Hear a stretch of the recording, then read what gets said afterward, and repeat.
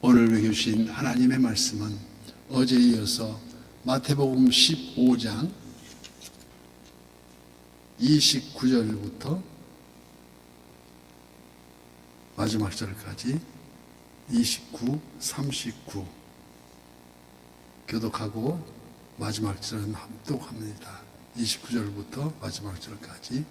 예수께서 거기서 떠나사 갈릴리 호숫가에 이르러 산에 올라가 거기 앉으시니 큰 무리가 다리 저는 사람과 장애인과 매인과 말 못하는 사람과 기타 여럿을 데리고 와서 예수의 발 앞에 앉힘에 고쳐주시니 말 못하는 사람이 말하고 장애인이 운전하게 되고 다리 저는 사람이 걸으며 맹인이 보는 것을 무리가 보고 놀랍게 여겨 이스라엘의 하나님께 영광을 돌리니라.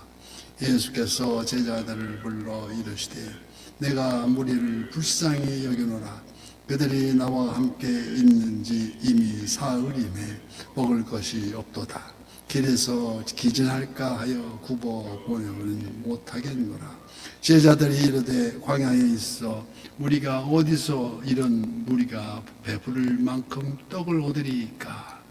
예수께서 이르시되 너희에게 떡이 몇 개나 있느냐. 이르되 7개와 작은 생선 2마리가 있나이다 하거늘 예수께서 무리에게 명하사 땅에 앉게 하시고 떡 7개와 그 생선을 가지사 축사하시고 떼어 제자들에게 주시니 제자들이 무리에게 주매 다 배불리 먹고 남은 조각을 7광주리에 차게 거두었으며 먹은 자는 여자와 어린아이와 4,000명이더라. 다 함께요. 예수께서 무리를 흩어보시고 배에 오르사 마가단 지경으로 가시니라. 아멘. 오늘도 실시간 선한 유일사의 기도의 향연 속에 새벽을 깨우는 성도님들 모두에게 여호와 샬롬 지키시는 하나님의 평강과 오늘도 승리를 이끄시는 풍성한 은혜를 간절히 축복합니다. 영국의 목회자이요 시인이었던 로이드 존스 목사님께서 그의 식구 중에 이런 말이 있습니다. 사랑의 주님, 이 교회에 기도의 등불이 꺼지지 않게 하여 주시고 금촛대로 만드소서. 꺼지지 않는 금촛대. 오늘도 그날처럼 당신의 참 빛을 열방에 비추시고 구름과 어둠이 거치고 방황하는 순례자들 이 교회를 만나 바르게 길 가게 하소서. 이 얼마나 선한 말씀입니까? 여기 선한 이웃교회가 이러한 복된 교회가 이루어질길 간절히 축복합니다. 오늘 본문은 수많은 병자를 고치신 이적과 칠병이어의 기적을 기록하고 있습니다. 문맥을 살펴볼 때 오병이어가 유대인을 대상으로 행하여졌더라면 칠병이어는 더 높고 이방인 그 구역까지 후원을 더 넓힌다는 뜻이 있다고 기록하고 있습니다.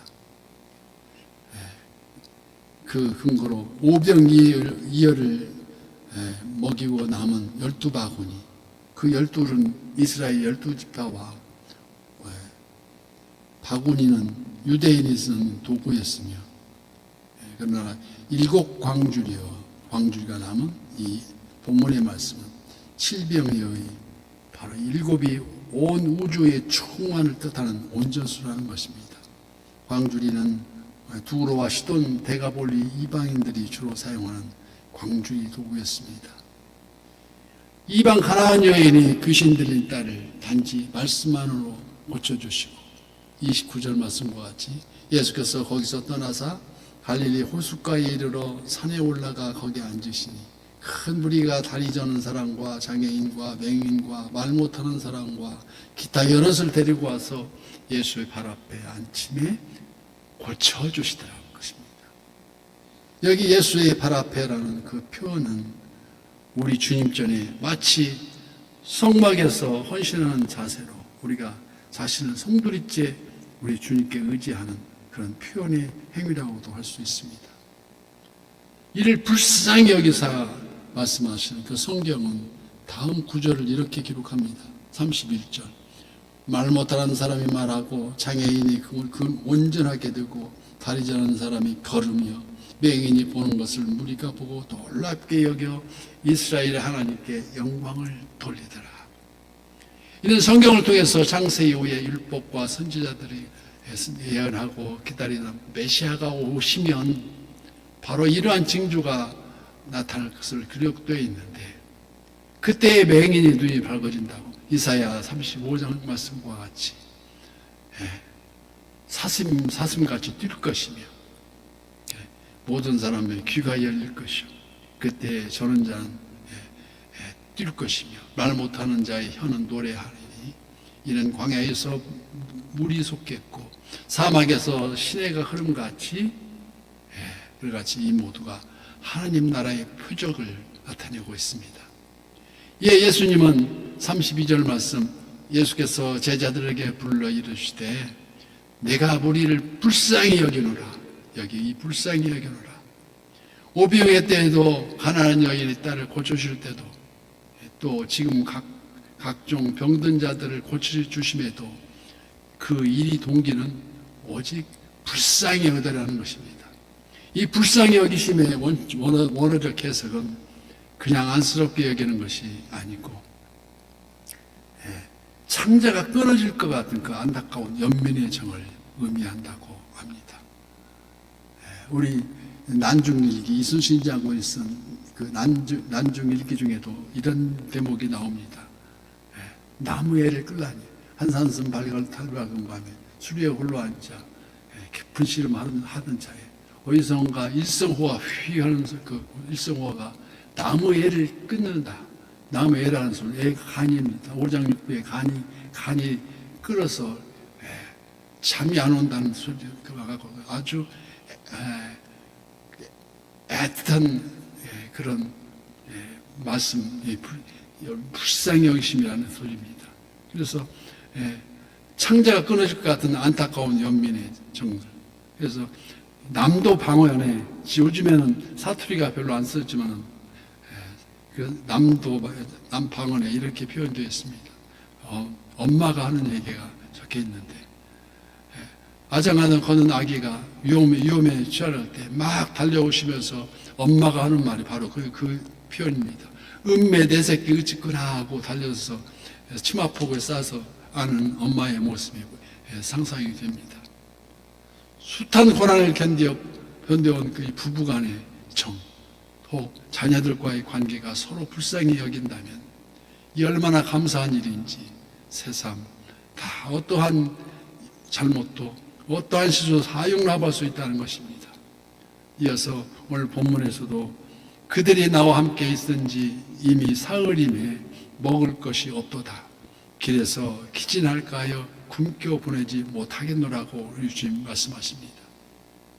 세상 요즘 같으면 지구촌 각처에서 큰 돌발 사고가 번지고 있습니다. 요즘은 인도와 중국 사이에 끼인 네팔에서 완전히 산사태가 무너지고 진흙이 완전히 온 시가를 덮는 이런 그런 엄청난 사건이 벌어지고 있습니다. 점점 더 심각해져가는 이 자연재해 그리고 모든 이런 상황들이 우리가 기도하지 않고선 해결할 수 없는 이런 이 상황을 우리가 심각하게 바라봐야 한다는 것입니다. 여호와 샬롬, 주님께서 그 평안을 주시는 그 여호와 샬롬이 얼마나 평안한 것임을 알게 해주는 대목입니다.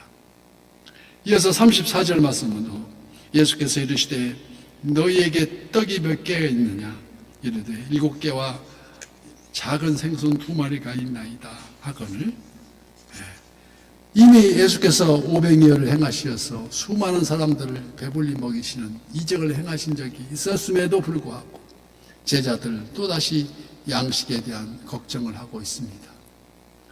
이러한 일련의 상황에서 거듭하여 즉 압달락에 소개된 가나안 여인의 딸을 치유해주고 이 사건을 통해서 이방인들에 대한 복음 전파와 구원 계획이 본문에 소개된 702호의 이적을 통해서 더욱더 선명하게, 더욱더 확실하게 제시하고 있음을 깨달을 수 있습니다. 이에 대해서 의아하게 하는 제자들에게 마태복음 16장에서 너희가 아직도 깨닫지 못하느냐?